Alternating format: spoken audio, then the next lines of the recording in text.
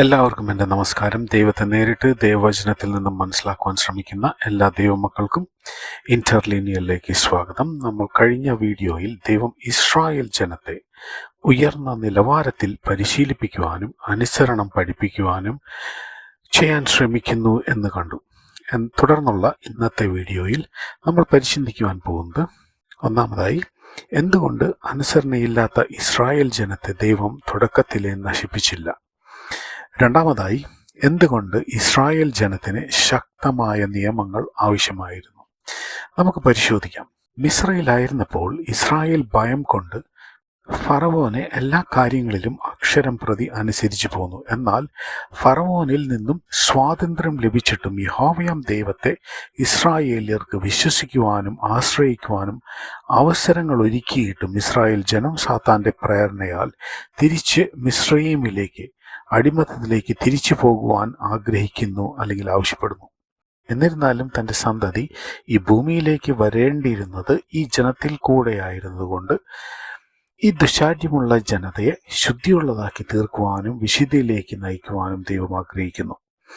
ഒരിക്കലും നിർബന്ധത്താലല്ല, മറിച്ച് അവർക്ക് പൂർണ്ണ മനസ്സുണ്ടെങ്കിൽ മാത്രം ചെയ്താൽ മതിയായിരുന്നു. എന്നാൽ അവർ ദൈവേഷ്ടം ചെയ്യുമെന്ന് സമ്മതിക്കുമ്പോൾ ദൈവം അവരുടെ മുഴുവൻ സംരക്ഷണയും ഉറപ്പു നൽകുന്നു. അത് എങ്ങനെയായിരിക്കും എന്ന് അവർ മിസ്രൈമിൽ വെച്ച് കണ്ടതാണ്. ഇസ്രായേൽ ജനം ദൈവേഷ്ടം ചെയ്യാമെന്ന് സമ്മതിക്കുന്നത് അവർ ദൈവവുമായുള്ള ഒരു ഉടമ്പടിയാണ്. ഈ ഉടമ്പടിയിൽ ഏർപ്പെട്ട ശേഷം അത് പാലിക്കുന്നില്ലെങ്കിൽ അവർക്ക് ദൈവ സംരക്ഷണം ഇല്ലാതാകുന്നു. അവർ ശിക്ഷ അനുഭവിക്കേണ്ടതായും വരുന്നു. ദൈവം ഇസ്രായേൽ ജനത്തിന് 10 മുഖ്യ കൽപ്പനകൾ നൽകുന്നു. ഈ 10 കൽപ്പനകൾ ഇസ്രായേൽ ജനം ഒട്ടും മാറ്റമില്ലാതെ പാലിക്കേണ്ടതുണ്ട്. പുറപ്പാട് 20:19 വാക്യത്തിൽ ജനം ദൈവത്തിന്റെ ശക്തി കണ്ട് ഭയം കൊണ്ട് മോശയോട് ഇസ്രായേൽ ജനം തങ്ങളോട് മോശ സംസാരിച്ചാൽ മതി എന്ന് ആവശ്യപ്പെടുന്നു. കൽപ്പനകളിൽ ഏറ്റവും മുഖ്യമായി ദൈവം വീണ്ടും ഊന്നി പറയുന്നത് പുറപ്പാട് 20:23 വ്യക്തമായി വീണ്ടും പറയുന്നുണ്ട്, എൻ്റെ സന്നിധിയിൽ വെള്ളി കൊണ്ടുള്ള ദേവന്മാരെയോ പൊന്നുകൊണ്ടുള്ള ദേവന്മാരെയോ നിങ്ങൾ ഉണ്ടാക്കരുത് എന്നാണ്. എന്നാൽ മറ്റേതെങ്കിലും ലോഹം കൊണ്ട് ഉണ്ടാക്കാം, കുഴപ്പമില്ല എന്നല്ല ഇതർത്ഥമാക്കുന്നത്. ഇസ്രായേൽ ജനത്തിന്റെ കയ്യിൽ അപ്പോൾ വളരെയധികം ഈ 2 ലോഹങ്ങളും ആണ് ഉണ്ടായിരുന്നത്. തന്നെയുമല്ല, സാത്താൻ ഇവരെ തെറ്റിച്ചു കളയുവാൻ എപ്പോഴും തക്കം പാർത്തിരിക്കുകയാണ്. Always a target of Satan. പിന്നെ ഇസ്രായേൽ ജനം ഏറ്റവും കണ്ടിട്ടുള്ളത് മിസ്രയീമിലെ വിഗ്രഹാരാധനകളാണ്. അതുകൊണ്ട് വിശ്വാസം അവരിൽ ഇപ്പോഴും ഉറച്ചിട്ടില്ലാത്തത് കൊണ്ട് അവർ ഈ തെറ്റുകൾ ചെയ്യുവാൻ വളരെ എളുപ്പത്തിൽ സംഗതി വന്നേക്കാം. ആസ് എ വൾനറബിൾ നേഷൻ എന്നതുകൊണ്ട് തന്നെ ദൈവം ഈ കൽപ്പനകൾ അവരെ വീണ്ടും വീണ്ടും ഓർമ്മിപ്പിക്കുന്നു. തുടർന്നും ദൈവം ഇസ്രായേൽ ജനത്തിനു വേണ്ടി വളരെ ശക്തമായ എന്നാൽ ന്യായവും ഉചിതവുമായ നിയമങ്ങൾ കൊടുക്കുന്നുണ്ട്. അത് അവർ കൃത്യമായി തന്നെ പാലിക്കേണ്ടതുണ്ട്. കാരണം ദൈവകൽപ്പനകൾ അവർ അനുസരിക്കാമെന്ന് സമ്മതിക്കുകയും ഉടമ്പടിയിൽ ഏർപ്പെടുകയും ചെയ്തിട്ടുണ്ട്. ചില ശക്തമായ നിയമങ്ങൾ പുറപ്പാട് 22 19 മുതൽ 24 വരെയുള്ള ഭാഗങ്ങളിൽ രേഖപ്പെടുത്തിയിട്ടുണ്ട്. എപ്പോഴും ഊന്നി പറയുന്നത് മറ്റ് ദൈവങ്ങളെ ആരാധിക്കരുത്, യഹോവയാം ദൈവത്തെ മാത്രമേ ആരാധിക്കാവൂ എന്ന് തന്നെയാണ്. അനേകം പ്രാവശ്യം ഈ മുന്നറിയിപ്പ് നൽകുന്നുണ്ട്. 24 അധ്യായത്തിൽ മോശ നിയമപുസ്തകമെടുത്ത് ജനം കേൾക്കെ വായിക്കുന്നു എന്നെഴുതിയിരിക്കുന്നു. ജനം വീണ്ടും തങ്ങൾ ദൈവത്തെ അനുസരിക്കുമെന്ന് ഉറപ്പു പറയുന്നു. അപ്പോൾ മോശ രക്തം തെളിയിച്ച് ഉടമ്പടി സ്ഥാപിക്കുന്നു. പിന്നീട് മോശ ന്യായപ്രമാണവും കൽപ്പനയും എഴുതിയ കൽപ്പനകൾ ദൈവത്തിൽ നിന്നും ലഭിക്കുന്നതിന് വേണ്ടി സീനായി പർവ്വതത്തിൽ കയറിപ്പോകുന്നു. 40 പകലും 40 രാവും പർവ്വതത്തിൽ തങ്ങേണ്ടി വരുന്നു. യേശുവും ഇതുപോലെ തങ്ങേണ്ടി വന്നിരുന്നത് നമുക്ക് കാണാം. മോശയോട് ദൈവം പറയുന്നത് ദൈവ സാന്നിധ്യം ഇസ്രായേൽ ജനത്തിനിടയിൽ ഉണ്ടാവേണ്ടുന്നതിന് ഒരു വിശുദ്ധ മന്ദിരം ഉണ്ടാക്കണമെന്നാണ്. കാരണം അപ്പോഴും ഇസ്രായേൽ ജനം വിശ്വാസത്തിൽ ഉറച്ചിട്ടില്ലായിരുന്നു. അവർക്ക് ദൈവങ്ങളെ മുന്നിൽ വിഗ്രഹങ്ങളായി കാണുന്നതാണ് അനുഭവം. അതുകൊണ്ട് തന്നെ അവർക്ക് ഒരു സാന്നിധ്യം ഉണ്ടാവേണ്ടത് ആവശ്യമായിരുന്നു. തുടർന്ന് യഹോവയാം ദൈവത്തിന് ഒരു പെട്ടകം എങ്ങനെ ഉണ്ടാക്കണം എന്ന് വ്യക്തമായ നിർദ്ദേശം മോശയ്ക്ക് നൽകുന്നു. അഹരോനെയും പുത്രന്മാരെയും പൗരോഹിത്യത്തിനു വിളിക്കുന്നു. പൗരോഹിത്യം നിർവഹിക്കാൻ ശുദ്ധിയുള്ളവരായിരിക്കണം എന്ന് നിഷ്കർഷിക്കുന്നു. തന്നെയുമല്ല, പുറപ്പാട് 28:30 ഇസ്രായേൽ ജനത്തിനുള്ള ന്യായവിധി എങ്ങനെ നിർവഹിക്കണം എന്നും നിഷ്കർഷിക്കുന്നു. തുടർന്ന് 35-ാം വാക്യത്തിൽ ദൈവിക ശുശ്രൂഷ എത്ര പ്രാധാന്യമുള്ളതെന്നും കൃത്യതയുള്ളതുമായിരിക്കണം എന്നും മുന്നറിയിപ്പ് നൽകുന്നു. സൂക്ഷ്മതയില്ലാതെ പ്രവർത്തിച്ചാൽ മരണമായിരുന്നു ശിക്ഷ എന്ന് വ്യക്തമാക്കുന്നു. പുരോഹിതന്മാർ എത്രയധികം ശുദ്ധിയുള്ളവരായിരിക്കണം എന്ന് അനേകം കാര്യങ്ങളിലൂടെ ദൈവം വ്യക്തമാക്കുന്നുണ്ട്. ദൈവം എത്രമാത്രം വിശുദ്ധനാണെന്നും ദൈവത്തോടടുക്കുമ്പോൾ നമ്മൾ എത്രമാത്രം വിശുദ്ധിയുള്ളവരായിരിക്കണമെന്നും ദൈവിക കാര്യങ്ങൾ എത്രമാത്രം വിശുദ്ധമാണെന്നും മനുഷ്യർ ദൈവത്തെ ശുശ്രൂഷിക്കുന്നതും ആരാധിക്കുന്നതിലും എത്രമാത്രം ജാഗ്രതയുള്ളവരായിരിക്കണം, ശുദ്ധിയുള്ളവരായിരിക്കണം എന്നും ഈ ഭാഗങ്ങൾ നമ്മെ ഓർമ്മിപ്പിക്കുന്നു. പുറപ്പാട് 29:45 പറയുന്നു, ഞാൻ ഇസ്രായേൽ മക്കളുടെ മധ്യേ വസിക്കുകയും അവർക്ക് ദൈവമായിരിക്കുകയും ചെയ്യുമെന്ന്. ദൈവം അവരുടെ ഇടയിൽ വസിക്കണമെങ്കിൽ ഇസ്രായേൽ ജനം ശുദ്ധിയുള്ളവരായിരിക്കണം. അതുകൊണ്ട് തന്നെയാണ് അവരെ മിസ്രയീം ദേശത്ത് നിന്ന് കൊണ്ടുവന്നതിന് ശേഷം ദൈവത്തെ ആരാധിക്കുന്നതിന് വേണ്ടി ഒരുക്കുകയും ശുദ്ധീകരിക്കുകയും ചെയ്തത്. കാരണം മിസ്രയീം ദേശം വളരെ അശുദ്ധിയുള്ളതായിരുന്നു. അഹരോനും പുത്രന്മാരും മാത്രമല്ല ശുദ്ധിയുള്ളവരായിരിക്കേണ്ടത്, എന്നാൽ അവർ ആരാധനയ്ക്കായി ഉപയോഗിക്കുന്ന ഉപകരണങ്ങളും സാമഗ്രികളും അങ്ങനെ തന്നെയായിരിക്കണം, അല്ലെങ്കിൽ അവർക്ക് മരണം സുനിശ്ചിതമായിരുന്നു. നമ്മൾക്കും ഇത് ഒരു ഓർമ്മപ്പെടുത്തലാണ്. നമ്മളും ഈ തത്വം ശുശ്രൂഷയ്ക്കായി ദൈവത്തോട് അടുത്ത് ചെല്ലുമ്പോൾ പാലിക്കാറുണ്ടോ എന്ന് ഉറപ്പുവരുത്തേണ്ടതുണ്ട്. ശബത്ത് ആചരിക്കേണ്ടതിനെ ഓർമ്മിപ്പിക്കുന്നു. അത് ഇസ്രായേൽ ജനത്തിനും ദൈവത്തിനും മധ്യേയുള്ള ഒരു അടയാളമായി മാറുന്നു. ഇതും ഇസ്രായേൽ ജനത്തിന്റെ ആരാധനയുമായി ബന്ധപ്പെട്ടിരിക്കുന്നു. തന്നെയുമല്ല, പുറപ്പാട് 31:16 പറയുന്നത് ഇസ്രായേൽ മക്കൾ തലമുറയായി ശബത്തിനെ നിത്യനിയമമായിട്ട് ആചരിക്കണം എന്നാണ്. ഇനി നിങ്ങളോട് ഒരു ചോദ്യം ചോദിക്കട്ടെ. നിങ്ങളുടെ ദൈവത്തിലുള്ള വിശ്വാസത്തിന്റെ അടിസ്ഥാനം എന്താണ്? നിങ്ങളുടെ സഭയിലെ ഒരു ശുശ്രൂഷകനാണോ? നിങ്ങളായിരിക്കുന്ന നിങ്ങളുടെ സഭയാണോ? നിങ്ങൾക്കുള്ള സമ്പത്തോ ധനമോ ആണോ? നിങ്ങളുടെ മാതാപിതാക്കളോ ബന്ധുക്കളോ ആണോ? അങ്ങനെയെങ്കിൽ മേൽപ്പറഞ്ഞ ഏതെങ്കിലും കാര്യങ്ങളിൽ ഒരു കുറവോ മാറ്റമോ വന്നാൽ നിങ്ങളുടെ ദൈവത്തിലുള്ള വിശ്വാസം നഷ്ടപ്പെടുമോ? എന്നാൽ ഇസ്രായേൽ മക്കൾക്ക് അങ്ങനെ സംഭവിച്ചു. നമുക്ക് പുറപ്പാട് 32:1 വായിക്കാം. ഇത് വളരെ പ്രധാനപ്പെട്ട ഒരു ഭാഗമാണ്. നമ്മുടെ ദൈവത്തിലുള്ള വിശ്വാസം എന്തടിസ്ഥാനത്തിലാണെന്നത് ഉറപ്പിക്കേണ്ടത് അത്യാവശ്യമാണ്. അല്ലെങ്കിൽ സാത്താനെ നമ്മെ ദൈവത്തിൽ നിന്നും അകറ്റുവാൻ വളരെ എളുപ്പമായിരിക്കും. നമുക്കിപ്പോൾ ആ ഭാഗം വായിക്കാം. അവിടെ ഇങ്ങനെ വായിക്കുന്നു: എന്നാൽ മോശെ പർവ്വതത്തിൽ നിന്ന് ഇറങ്ങി വരുവാൻ താമസിക്കുന്നു എന്ന് ജനം കണ്ടപ്പോൾ ജനം അഹരോന്റെ അടുക്കൽ വന്നുകൂടി അവനോട്, നീ എഴുന്നേറ്റ് ഞങ്ങളുടെ മുമ്പിൽ നടക്കേണ്ടുന്നതിനെ ഒരു ദൈവത്തെ ഉണ്ടാക്കി തരിക. ഞങ്ങളെ മിസ്രയീം ദേശത്ത് നിന്ന് പുറപ്പെടുവിച്ചു കൊണ്ടുവന്ന പുരുഷനായ ഈ മോശയ്ക്ക് എന്ത് ഭവിച്ചു എന്ന് ഞങ്ങൾ അറിയുന്നില്ലല്ലോ എന്ന് പറഞ്ഞു. മോശെ വരുവാൻ താമസിച്ചപ്പോൾ ഇസ്രായേൽ ജനം ആവശ്യപ്പെട്ടത് ഒരു ദൈവത്തെ ഉണ്ടാക്കാനാണ്. യഹോവയാം ദൈവം എന്താണ് ഒരിക്കലും ചെയ്യാൻ പാടില്ലാത്തത് എന്ന് പലയാവർത്തി പറഞ്ഞതും ഇസ്രായേൽ ജനം പലയാവർത്തി സമ്മതിച്ചതും മറന്ന് അവർ ചെയ്യാൻ ഒരിക്കലും പാടില്ലാത്തത് ചെയ്യുന്നു. ഇതിൽ നിന്നും നമുക്ക് എന്ത് മനസ്സിലാക്കാം? ഇസ്രായേൽ ജനം ദൈവത്തെ നേരിട്ടല്ല ആശ്രയിച്ചത്.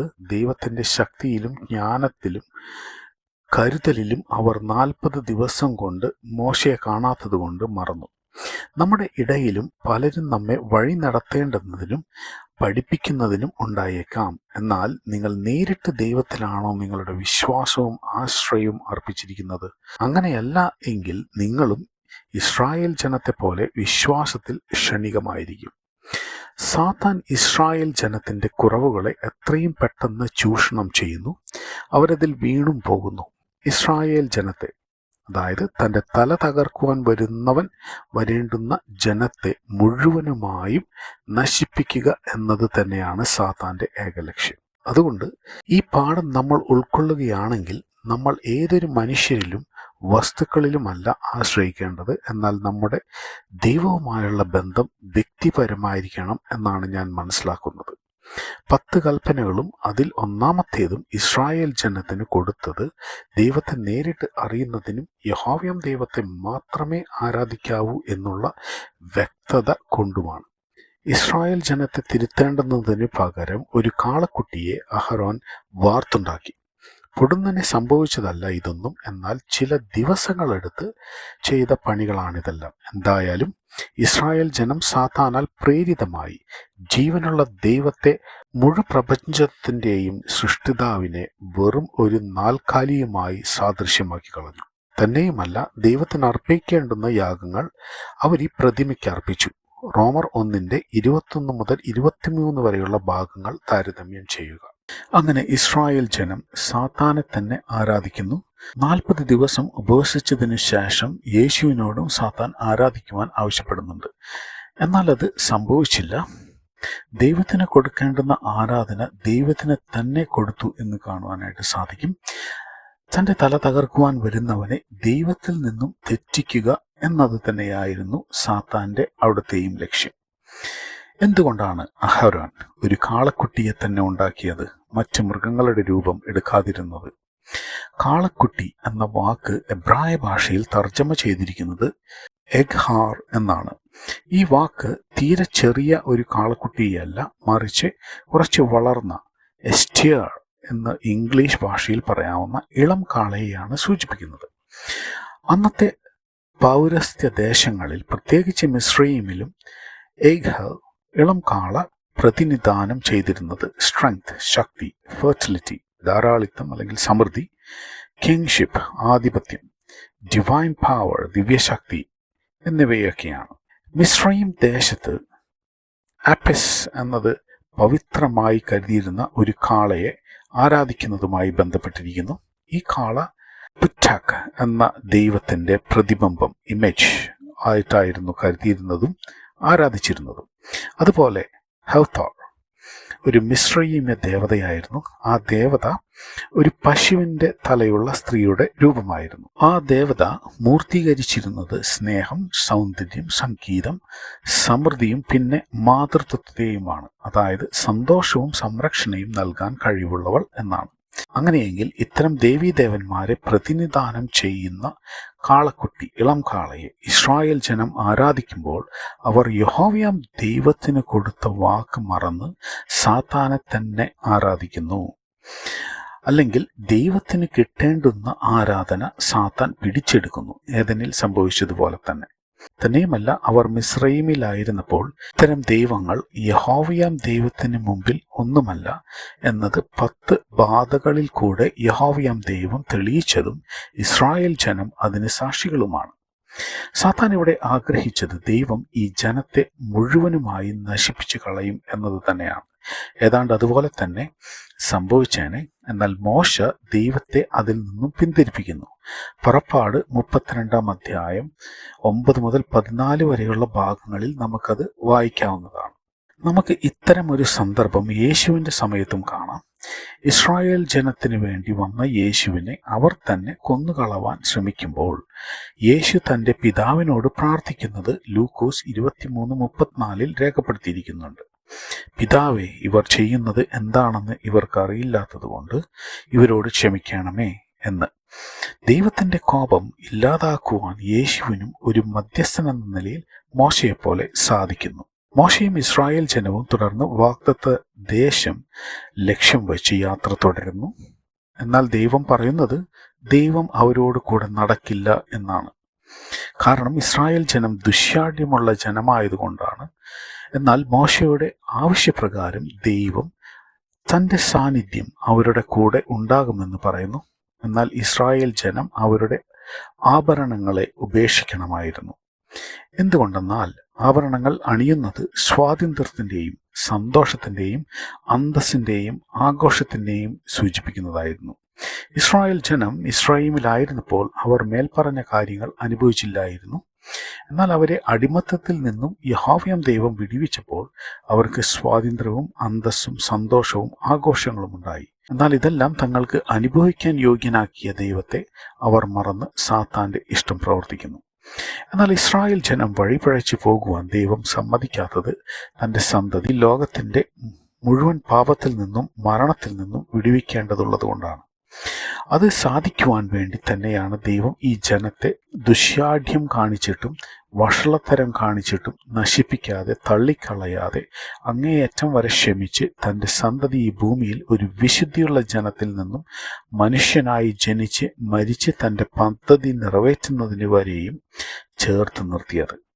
എന്നിരുന്നാലും തെറ്റുകൾ ചെയ്യുമ്പോൾ, മറ്റൊരർത്ഥത്തിൽ പറഞ്ഞാൽ പിശാചിന്റെ കെണിയിൽ ദൈവത്തിൻ്റെ കൽപ്പനകൾ അനുസരിക്കാതെ വീഴുമ്പോൾ ദൈവം അവർക്ക് തക്കതായ ശിക്ഷ നൽകിയിരുന്നു. അതുതന്നെയാണ് ഇപ്പോഴും സംഭവിച്ചത്. അങ്ങനെ വരുമ്പോൾ അവർ അനുതാപം പ്രകടമാക്കണമായിരുന്നു, അവർ താഴ്മ പ്രകടമാക്കണമായിരുന്നു, അവർ തങ്ങളുടെ തെറ്റുകളെ പ്രതി വിലപിക്കുകയും ദുഃഖിക്കുകയും ചെയ്യണമായിരുന്നു. എല്ലാറ്റിനുമുപരി അവർ ദൈവത്തോട് അനുസരണ പ്രകടമാക്കണമായിരുന്നു. ആഭരണങ്ങൾ ഉപേക്ഷിക്കുക എന്നത് എന്നേക്കുമുള്ള ഒരു നിയമമായിരുന്നില്ല. എന്നാൽ ഇസ്രായേൽ ജനം തങ്ങളുടെ ഉത്തരവാദിത്തങ്ങളിലേക്ക് തിരിച്ചു വരണമായിരുന്നു. അതുപോലെ ദൈവത്തോട് പൂർണ്ണ അനുസരണ പ്രകടമാക്കണമായിരുന്നു. അല്ലെങ്കിൽ അവർക്ക് ദൈവത്തിൻ്റെ സാന്നിധ്യം നഷ്ടപ്പെടും എന്നതിൻ്റെ മുന്നറിയിപ്പ് കൂടിയായിരുന്നു അത്. അങ്ങനെ വരികിൽ അവർക്ക് വീണ്ടും കഷ്ടതയും അടിമത്വവും അനുഭവിക്കേണ്ടി വരുമായിരുന്നു. തുടർന്ന് സമാഗമന കൂടാരം മോശ പാളയത്തിന് പുറത്തേക്ക് മാറ്റുന്നു. ദൈവത്തിൻ്റെ സാന്നിധ്യം ഇസ്രായേൽ ജനം അവിടെ തിരിച്ചറിയുന്നു. തുടർന്ന് പുറപ്പാട് 34 അധ്യായത്തിൽ ദൈവം വളരെ കർശനമായ നിർദ്ദേശങ്ങൾ മോശയിൽ കൂടെ ഇസ്രായേൽ ജനത്തിന് നൽകുന്നു. അവർ കർശനമായും ചെയ്യാൻ പാടില്ലാത്തതും വർജിക്കേണ്ടതുമായ കാര്യങ്ങളും, എന്നാൽ ചിലത് കർശനമായും അങ്ങനെ തന്നെ പാലിക്കേണ്ടതും ആയിരുന്നു. അങ്ങനെ ചെയ്യുന്നില്ലെങ്കിൽ അവർ സാത്താന്റെ പിടിയിൽ തീർച്ചയായും അകപ്പെടും, നശിച്ചു പോവുകയും ചെയ്യും. തുടർന്ന് നമ്മൾ വായിക്കുമ്പോൾ യഹോവയാം ദൈവം നിർദ്ദേശിച്ച കാര്യങ്ങൾ സമാഗമന കൂടാരത്തിൽ നടപ്പാക്കുവാൻ വേണ്ടി ഹൃദയത്തിൽ ഉത്സാഹവും മനസ്സിൽ താല്പര്യവും തോന്നിയവർ എല്ലാം യഹോവയ്ക്ക് വഴിപാട് കൊണ്ടുവന്നു എന്നാണ്. എല്ലാവരും കൊണ്ടുവന്നില്ല, മറിച്ച് താല്പര്യം തോന്നിയവർ മാത്രം അല്ലാത്ത ആളുകളും ആ കൂട്ടത്തിലുണ്ടായിരുന്നു. എന്നാൽ ദൈവത്തിന് അതിൽ പരിഭവമോ നിർബന്ധമോ ഇല്ലായിരുന്നു. കാരണം ഇത്തരം കാര്യങ്ങൾ അവനവൻ്റെ ഹിതപ്രകാരം ചെയ്യേണ്ടതാണ്. എന്നിരുന്നാൽ തന്നെയും നിർമ്മാണത്തിന് വേണ്ടുന്നതിലധികം ലഭ്യമായി സംഭാവനകൾ നിർത്തേണ്ടതായി വന്നു എന്ന് കാണുവാനായിട്ട് സാധിക്കും. ഞാനിവിടെ ഒരു കാര്യം നിങ്ങളെ ഓർമ്മിപ്പിക്കുവാൻ ആഗ്രഹിക്കുന്നു.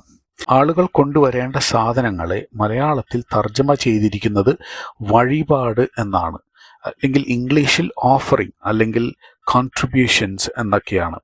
എന്നാൽ ഈ തർജ്ജമ മൂലഭാഷയിലുള്ള വാക്കിൻ്റെ അർത്ഥത്തെ വളരെ നിസാരവൽക്കരിക്കുന്നതായാണ് കാണുവാനായിട്ട് സാധിക്കുന്നത്. മൂലഭാഷയിലുള്ള വാക്ക് ടഹ്റൂമ എന്നാണ്. ഈ വാക്ക് അർത്ഥമാക്കുന്നത് തങ്ങളുടെ ധനത്തിൻ്റെ ഒരു ഭാഗത്തെ കൈമാറ്റം ചെയ്യുക എന്നത് മാത്രമല്ല, മറിച്ച് വിശുദ്ധമായ കാര്യങ്ങൾക്ക് വേണ്ടി, ആത്മീയമായ കാര്യങ്ങൾക്ക് വേണ്ടി നിങ്ങളുടെ ധനത്തിൻ്റെ ഒരു ഭാഗത്തെ ഉയർത്തുക, ഉത്കൃഷ്ടമാക്കുക, അല്ലെങ്കിൽ ശ്രേഷ്ഠത വരുത്തുക എന്നാണ്. To lift up or to elevate എന്നാണ്. അത് ചെയ്യുന്നത് ഒരു നിസാര കാര്യമല്ല, പക്ഷേ അത് വലിയ ഒരു കാര്യമായിട്ടാണ് ദൈവം കണക്കാക്കുന്നതും നമ്മുടെ ഹൃദയത്തിൻ്റെ നിലവാരത്തെ അത് സൂചിപ്പിക്കുകയും, അതായത് ദൈവമായിട്ടുള്ള ബന്ധത്തെ അത് സൂചിപ്പിക്കുകയും ചെയ്യുന്നു.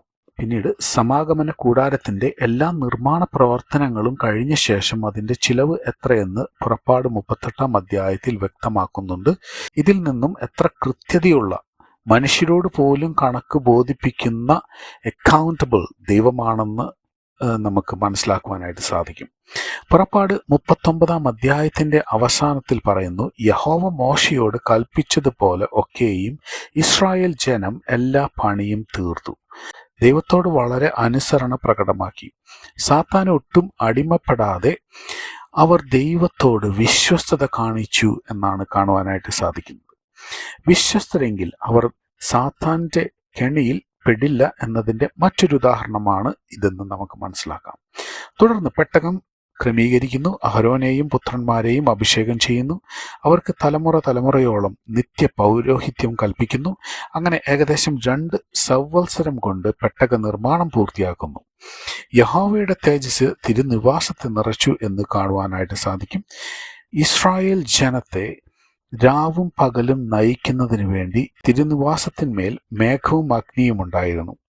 ദൈവത്തിൻ്റെ സാന്നിധ്യം ഇസ്രായേൽ ജനം ഇങ്ങനെ തിരിച്ചറിയുന്നു. ഈ വീഡിയോ ഇവിടെ അവസാനിക്കുന്നു. എന്താണ് നമ്മൾ ഇന്ന് മനസ്സിലാക്കിയതിൽ നിന്നുള്ള പാഠം? തൻ്റെ ഏകജാതൻ വരേണ്ടുന്ന ജനവുമായി ദൈവം ഒരു ഉടമ്പടി ഏർപ്പെടുകയും അവരെ ആത്മീയവും ശാരീരികവുമായ ശുദ്ധിയുള്ളവരായും അനുസരണമുള്ളവരായും തീർക്കാൻ ശ്രമിക്കുന്നു. ഇത് ഇസ്രായേൽ ജനത്തിന് സാത്താനിൽ നിന്നുള്ള സംരക്ഷണമായിരുന്നു. നമ്മളും ഇന്ന് ദൈവ ശുശ്രൂഷയിൽ ഏർപ്പെടുമ്പോൾ ദൈവം ആവശ്യപ്പെടുന്ന രീതിയിലുള്ള ആത്മീയവും ശാരീരികവുമായ വിശുദ്ധി കാത്തു സൂക്ഷിക്കേണ്ടതുണ്ട്. ഇസ്രായേലിൻ്റെ ദൈവം ഇന്നും മാറ്റമില്ലാത്തവനാണ്, ഒരു നാളും മാറാത്തവനുമാണ്. അതുകൊണ്ട് ആ ദൈവത്തിൻ്റെ പദ്ധതികൾ നിറവേറ്റുന്നതിന് വേണ്ടി താൻ തിരഞ്ഞെടുത്ത വ്യക്തികളിൽ കൂടെ നമ്മോട് നിർദ്ദേശിച്ച കാര്യങ്ങൾ അങ്ങനെ തന്നെയാണോ നമ്മൾ പിന്തുടരുന്നത് എന്ന് തീർച്ചപ്പെടുത്തണം. ചിലപ്പോൾ നമ്മൾ നമ്മുടെ പാരമ്പര്യം പിന്തുടരുന്നതിന് ശ്രമിച്ചേക്കാം. പരിശോധിച്ചില്ലെങ്കിൽ വിശുദ്ധം എന്ന് കരുതുന്ന പല കാര്യങ്ങളും ദൈവമായിരിക്കില്ല സ്വീകരിക്കുന്നത്, മറിച്ച് സാത്താനായിരിക്കും സ്വീകരിക്കുന്നത്. ഇസ്രായേൽ ജനം കാളക്കുട്ടിയെ ആരാധിച്ചതുപോലെ അവർ അവരുടെ പാരമ്പര്യത്തെ പിന്തുടർന്നു. അതുകൊണ്ട് നമ്മൾ ദൈവവചനം നമ്മുടെ പ്രവൃത്തികളുമായി എപ്പോഴും ഒത്തുനോക്കുക, ചേർത്ത് വയ്ക്കുക. എന്നത്തെയും പോലെ നിങ്ങളെല്ലാവരെയും പ്രോത്സാഹിപ്പിക്കുന്നത് വ്യക്തിപരമായ പഠനം തന്നെയാണ്. എല്ലാവരെയും നമ്മുടെ സൃഷ്ടിതാവും ദൈവവുമായ യഹോവ അനുഗ്രഹിക്കട്ടെ. പരീക്ഷണങ്ങളിൽ പെടാതെ ദൈവാനുഗ്രഹത്തിൽ നിലകൊള്ളുവാൻ നിങ്ങൾ ഓരോരുത്തർക്കും ഇടവരട്ടെ. എല്ലാവർക്കും എൻ്റെ നമസ്കാരം.